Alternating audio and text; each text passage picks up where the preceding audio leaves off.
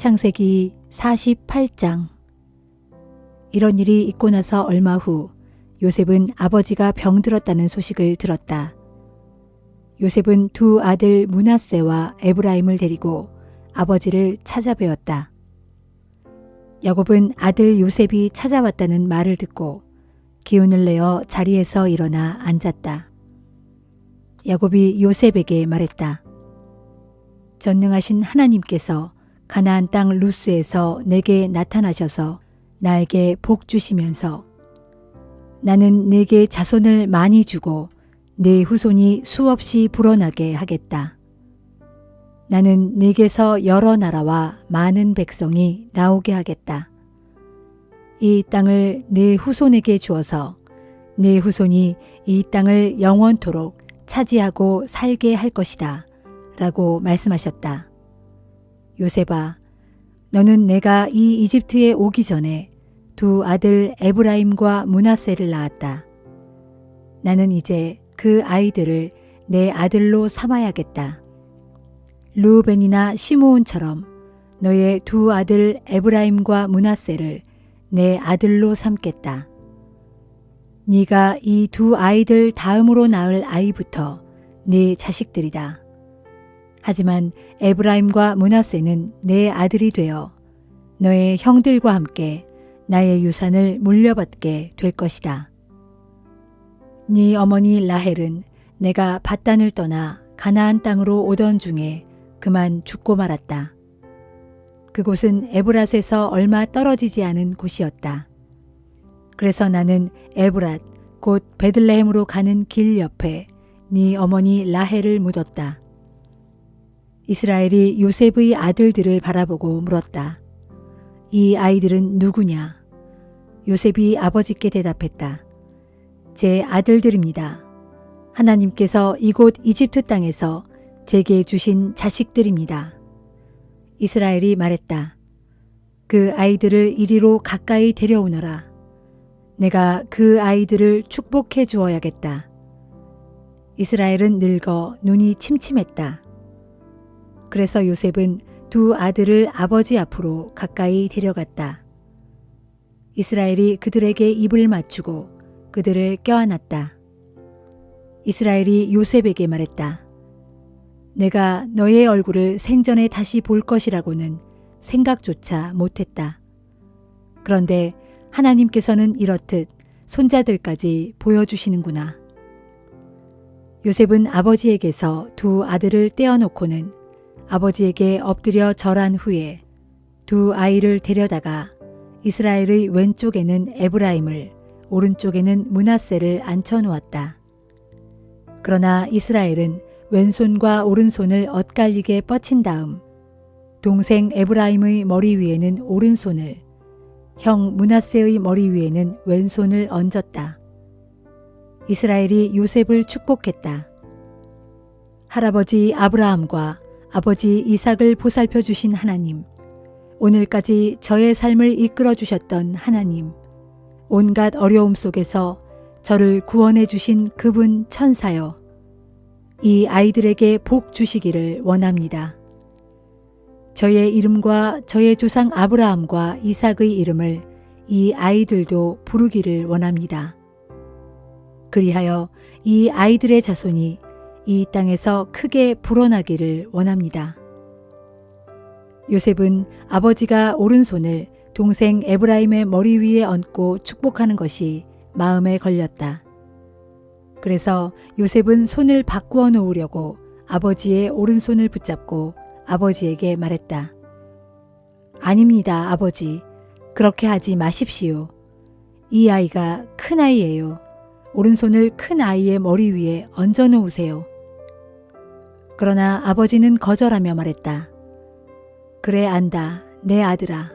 나도 알고 있어. 물론 므낫세도 후손들이 많이 불어나 큰 민족을 이룰 것이다. 하지만 동생이 형보다 더 크게 될 것이다. 동생의 후손이 아주 많이 불어나 여러 민족을 이룰 것이다.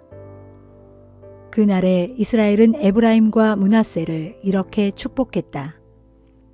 이제 이스라엘 사람들이 너희의 이름으로 축복하리니 하나님께서 그대에게 에브라임처럼 또 므낫세처럼 복을 내려주시기를 비노라 하고 말할 것이다. 이렇게 이스라엘은 에브라임을 므낫세보다 앞세웠다. 그리고 이스라엘이 요셉에게 말했다. 나는 이제 죽을 것이다.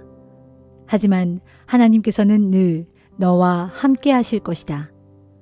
하나님께서는 너희를 인도하여 네 조상들의 땅으로 다시 이끌어 주실 것이다.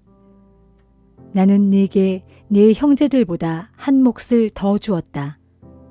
네게 준 그 몫은 내가 칼과 활로 아모리 사람들의 손에서 빼앗은 땅이다.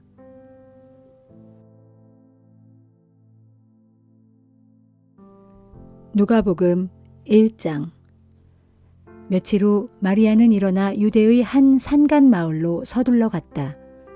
그녀는 사가랴의 집으로 들어가서 엘리사벳에게 인사했다. 마리아의 문안 인사를 받을 때 엘리사벳의 뱃속에서는 아기가 뛰놀았다. 그때 엘리사벳이 성령으로 충만해져서 마리아에게 큰 소리로 말했다. 마리아야, 너는 여인들 가운데서 큰 복을 받았구나. 내 태중에 있는 아기도 복을 받았구나. 내 주의 어머니께서 나를 찾아주시다니 이 얼마나 영광스러운 일인가. 내가 인사하는 소리를 듣자마자 내 태중의 아기가 기뻐서 뛰놀았다. 주께서 하신 말씀이 다 이루어지리라는 것을 믿는 여인은 참으로 복되도다. 그러자 마리아가 이렇게 찬양하였다. 내 영혼이 주님을 찬양하며 내 주 하나님을 내가 진실로 기뻐함은 주께서 비천한 이 몸을 돌보셨음이라. 이제부터는 모든 세대가 나를 축복받은 자라 하리니 전능하시고 거룩하신 그분께서 내게 큰 일을 행하셨음이라. 그분의 자비가 그분을 경외하는 모든 자들에게 대대로 있으리로다. 그분은 강하신 팔로 능력을 베푸시고 교만한 자들을 산산이 흩으셨도다. 그분은 왕들을 그들의 보좌에서 끌어내시고 비천한 자들을 높이 올리셨도다. 그분은 굶주린 자들을 기름진 것으로 배불리 먹여주시고 부요한 자를 빈손으로 돌려보내셨도다. 그분은 자기 종 이스라엘을 도우셔서 자비를 베푸시겠다는 약속을 잊지 않으셨도다. 우리 조상 아브라함과 그의 후손에게 약속하신 대로 그분의 자비는 그분의 백성들 위에 영원토록 있으리라. 마리아는 석 달쯤 엘리사벳과 함께 지낸 뒤 나사렛의 자기 집으로 돌아갔다.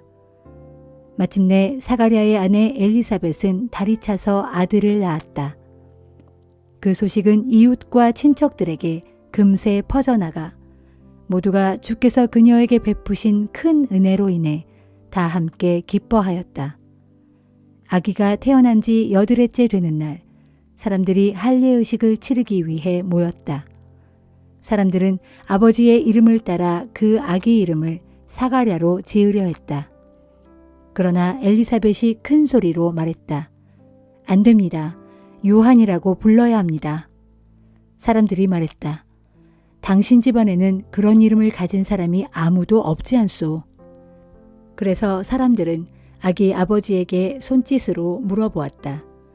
그러자 사가랴가 손짓으로 서판을 달라고 한 뒤 아기의 이름은 요한이다 라고 쓰자 모두가 깜짝 놀랐다. 바로 그 순간 사가랴의 입이 풀려 다시 말을 할 수 있게 되자 그는 하나님을 찬양했다. 이웃 사람들은 모두가 크게 놀랐고 이 소문은 유대 산골에 두루 퍼져나갔다. 그 소문을 들은 사람들은 다들 놀라워하며 이 아기가 장차 어떤 사람이 될까 하고 궁금하게 여겼다. 주의 손길이 그 아기와 함께하고 있는 것이 분명했기 때문이었다. 그 무렵 요한의 아버지 사가랴가 성령이 충만하여 이렇게 예언했다. 주 이스라엘의 하나님을 찬양하라. 주께서 자기 백성에게 오셔서 그들을 해방시키셨도다. 자기 종 다윗의 가문에서 구원의 뿔을 높이 들어 올리셨도다.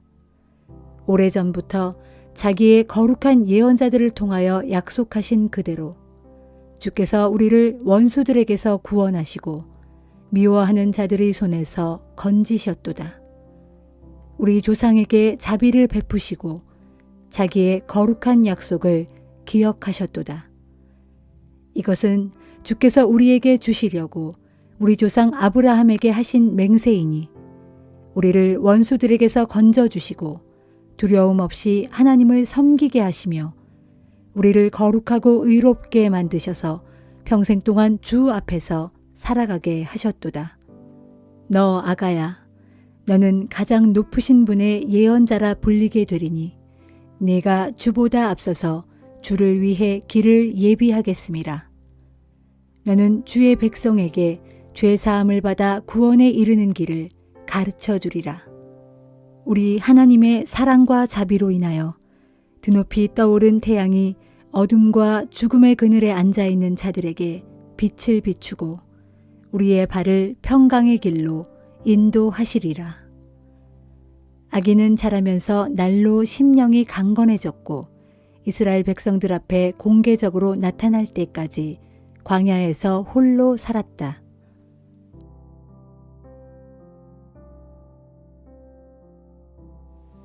욥기 14장. 여인의 몸에서 태어나는 모든 사람은 사는 날도 많지 않은 데다 그마저도 괴로움으로 가득 차 있을 뿐입니다.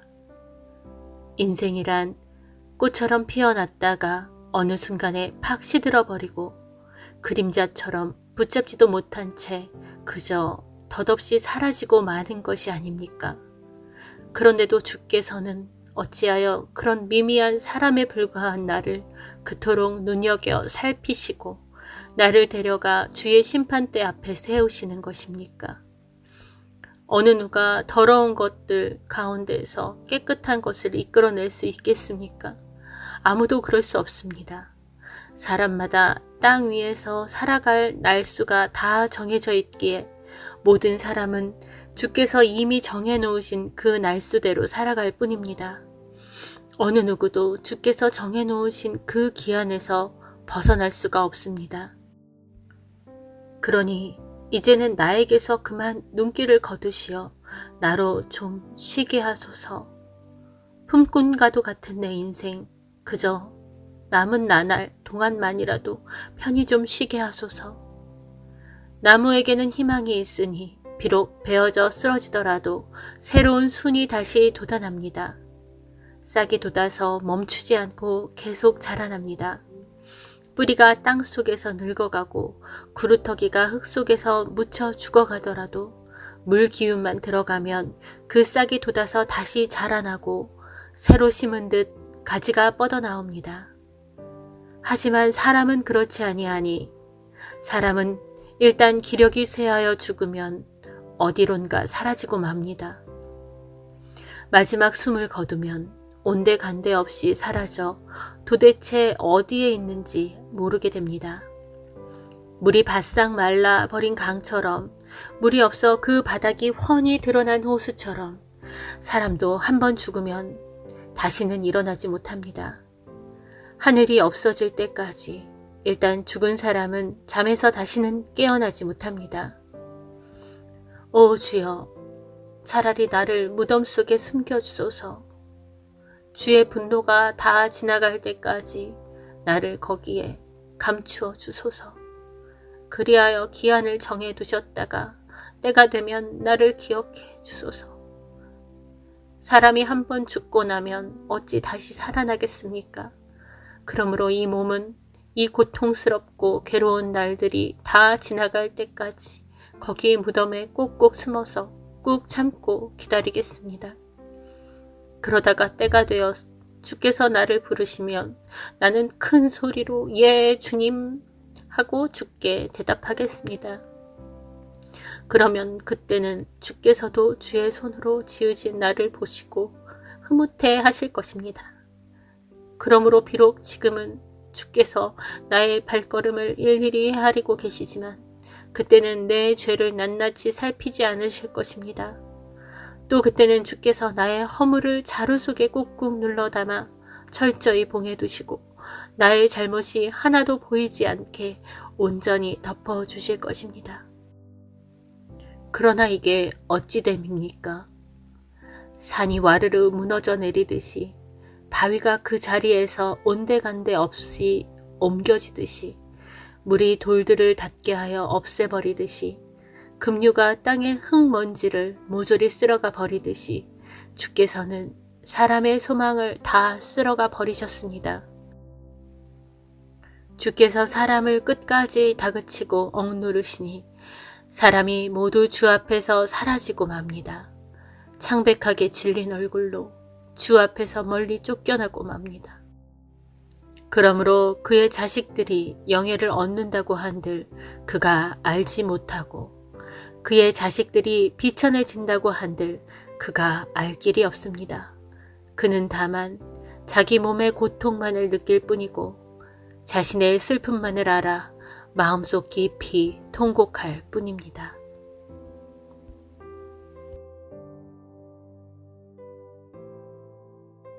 고린도전서 2장. 형제들이여, 내가 여러분에게 가서 하나님의 말씀을 전할 때 유식한 말이나 인간의 지혜로 하지 않았습니다. 그것은 내가 여러분과 함께 있는 동안 여러분 가운데서 예수 그리스도, 곧 십자가에 못 박혀 죽으신 그분 외에는 아무것도 생각하지 않기로 작정했기 때문입니다. 내가 여러분에게 가서 여러분과 함께 있을 때 나는 실로 연약하고 두려웠으며 몹시 떨었습니다. 그래서 내가 여러분에게 전하는 말과 설교는 그리 지혜롭지도 못했고 설득력이 있는 것도 아니었습니다. 다만 나는 성령의 능력을 보여주고자 한 것뿐입니다. 그리하여 나는 여러분의 믿음이 사람의 지혜에 뿌리를 내리지 않고 오직 하나님의 능력에 뿌리 내리기를 간절히 바랐던 것입니다. 그럼에도 우리는 믿음이 성숙한 사람들끼리는 지혜의 말을 합니다. 그렇지만 그 지혜는 이 세상의 지혜나 장차 멸망할 이 세상 통치자들의 지혜가 아닙니다. 우리가 말하는 지혜는 하나님의 신비롭고 비밀스러운 지혜입니다. 하나님께서는 시간이 시작되기도 전, 곧 영원 전부터 우리의 영광을 위해 이 지혜를 미리 정하시고 감추어 두셨습니다. 이 세상 통치자들은 누구도 이 지혜를 알지 못했습니다. 만일 그들이 그 지혜를 알았더라면 영광의 주 예수를 십자가에 못 박지 않았을 것입니다. 그래서 성경에 기록되기를 하나님께서는 어느 누구도 보지 못했던 것을, 어느 누구도 듣지 못했던 것을, 어느 누구도 생각하지 못했던 것을 자기를 사랑하는 자들을 위해 예비해 두셨다라고 했습니다. 그렇습니다. 하나님께서는 성령을 통하여 우리에게 이 지혜를 드러내 보여주셨습니다. 모든 것을 살피시는 성령께서는 하나님의 가장 깊은 비밀스런 경륜까지도 다 살피시는 분입니다. 사람 속에 있는 그 사람의 영이 아니고서야 누군들 그 사람의 생각을 알겠습니까? 마찬가지로 하나님의 영이 아니고서야 그 누구도 하나님의 생각을 알 자가 없습니다. 하나님께서는 이 세상의 영이 아닌 바로 이 하나님의 영을 우리에게 주셨습니다.